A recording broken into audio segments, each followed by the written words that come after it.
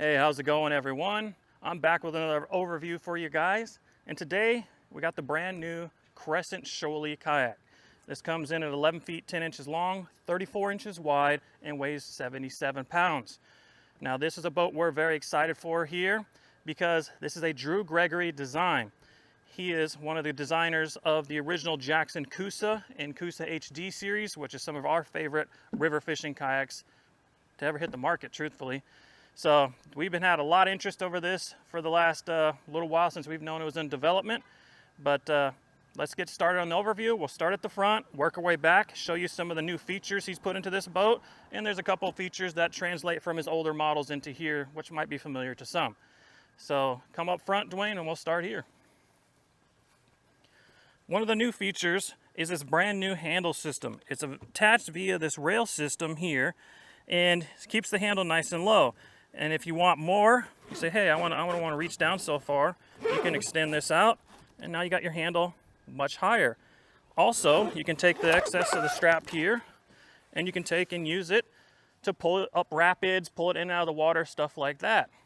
Secondly, you can also wrap it around your wrist, come back through, or around your waist, excuse me, go back to the cam buckle, wrap, and then come in here, and it'll just drift right behind you, and you can cast out in front of you, and your boat follows you and just right like a dog behind you. So kind of a cool feature. If you don't want to remove it because you say, hey, my hooks and stuff are going to get caught in it, cool. You can just remove these. It's just track mounted, and you can have a completely plain deck and get rid of this whole system altogether. Next, we'll come to the hatch system with the rod storage setup.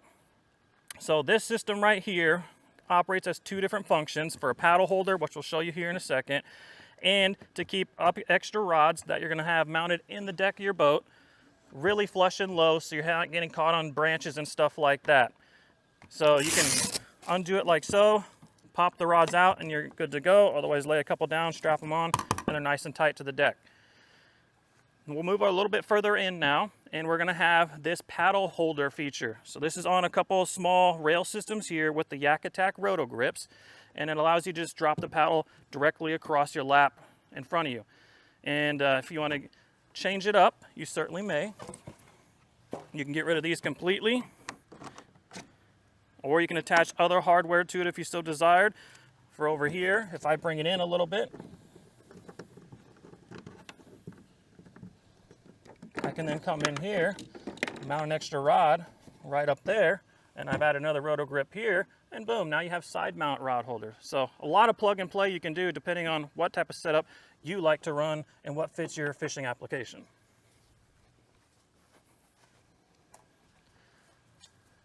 Now as we work our way into the cockpit area real quick, we're going to have adjustable foot braces, and then two rail systems up here.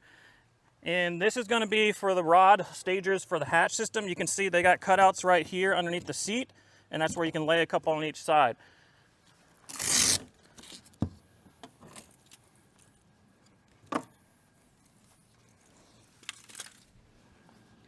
And then how this is going to function as the paddle holder is if you don't have rods there, you take your paddle, and just like a lot of the standard ones, you can ram it right underneath there, and it'll pinch and hold it down right up front here.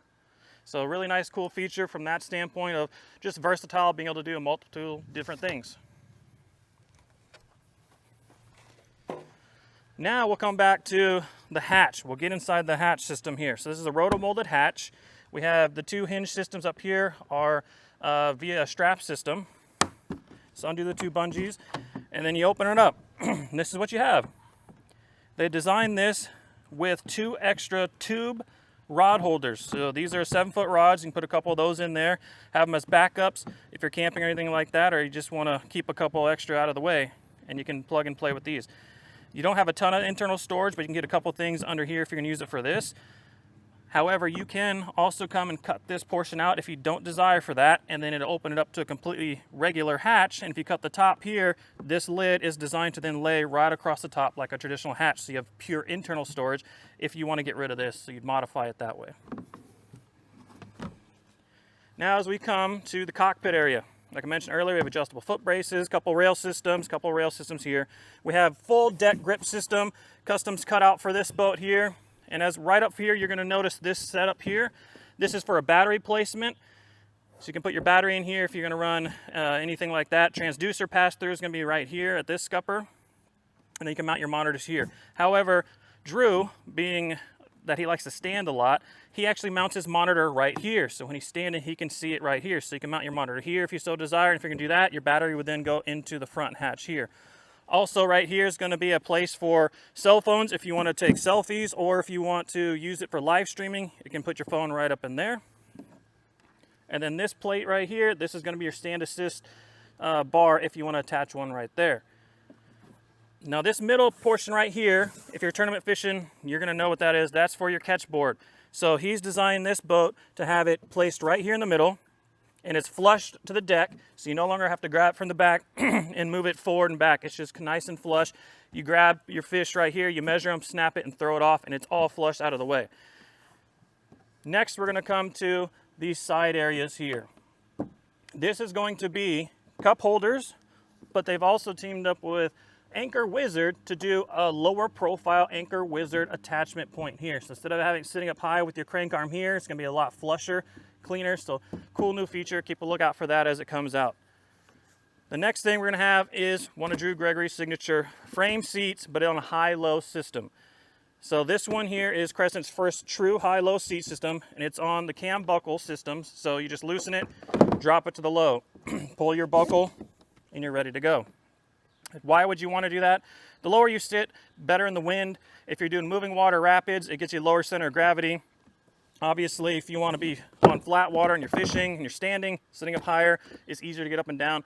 So that's why it's great to have two different seat heights for those applications.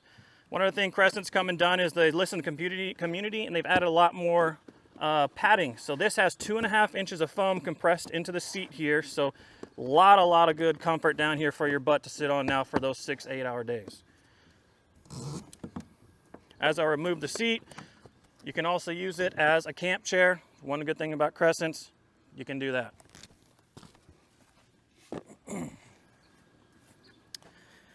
Now underneath the seat, you're going to see the deck grip system continues underneath here. And we have tackle box placements on each side. These can do 3,600 Plano boxes. But also, you can just lay extra boxes right up underneath there like so. And they'll just hang underneath your seat. Now as we move our way to the back a little bit, you can do milk crate seat systems, you can do black pack systems, whatever your desire is. And you're going to notice this feature here on both sides. This is actually part of a Yak Attack SIP product that they have a little bit changed the mounting point here for the bungee system. And they can be used as net holders or extra rod holders. Let me grab one of those for you.